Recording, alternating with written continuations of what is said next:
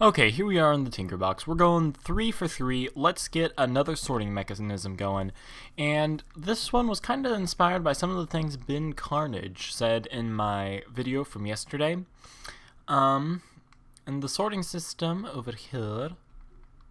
Okay, by the way, I accidentally loaded this up in 1.4.7, so a lot of the things are ruined. So, you know, there would be some blocks here, like a comparator and stuff like that, but he made some valid points about piston noise and dispensers and comparators and all that fun stuff. So I decided to kind of like challenge myself to make something that didn't use droppers. It doesn't use pistons. The only thing this does use that's kind of annoying is the carts, which of course will make noise once you get them going. So let's see here. 1, 2, 3, 4, 5, 6, 7, 8, 9, 10, 11, 12, 13, 14. Yeah, why not? This is going to short redstone torches, so. Oh, why is the cart not making noise?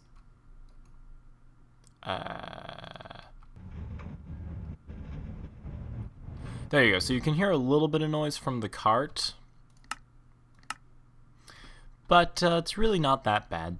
So I was also looking at Jajanahal-sama's comet, and I don't think there's a way to make this tileable. I really don't, because comparators will now output even if there's just one item in here. So because of that fact, I have to have 2 pieces of redstone going out to check that there's enough items in here, and as long as these 2 pieces of redstone are here, well, that means that it can't exactly tile. But I think I have this down to a pretty good size, and of course leave your comments on this video with your criticisms and such, and we'll see if we can improve this even farther. So the way this one currently works is that this holds 18 of a random item plus 1, 2, 3 in these slots, and then you just put one of the item you want to sort in here, which by the way makes it way cheaper than that old one, because now you only need one of the item to actually be able to sort it. You don't have to fill chests or any of that malarkey. So you put one in here, and then every time another one gets added, so let me just grab my redstone here. When another one gets added, this turns on, activates this repeater, which activates this torch, which deactivates this line of redstone, which turns on this torch, which activates this powered rail under here. Then when it gets back down to just one item, this all turns back on again, this powered rail turns off, and then it holds the cart there until the next round of items.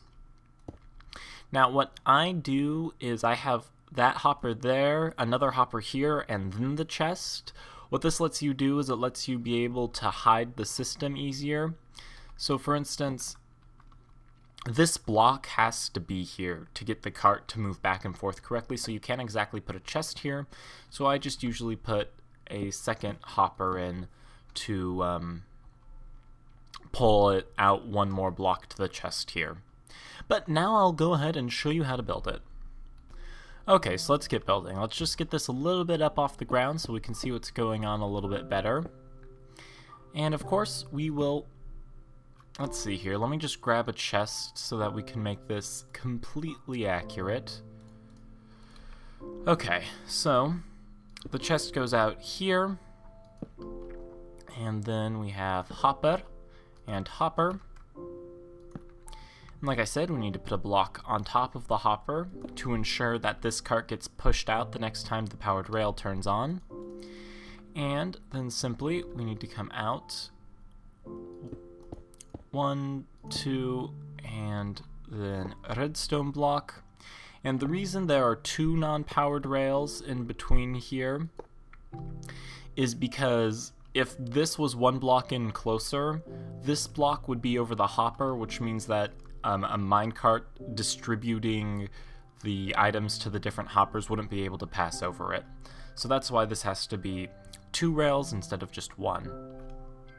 And then on top of that, we put our hopper, and then we set up our comparator, and then that comparator needs to have a signal strength of 2, and that will go into a repeater, which will amplify the said signal strength, and send it up to this inverter, and turn it off.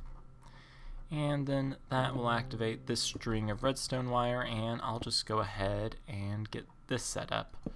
So there we go, torch, block,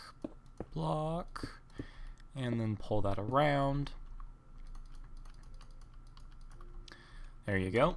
And now we just need a minecart. And now for setting up the hopper, which is very similar to what we've done in the past. Just grab a random item that won't be going through the sorting system, and then grab the thing you want to sort. And then so it takes 18, and then 1, 2, 3, and then simply one of your item. So there you go. That is the new sorting mechanism, which I think is a lot cleaner and a lot better than the other one.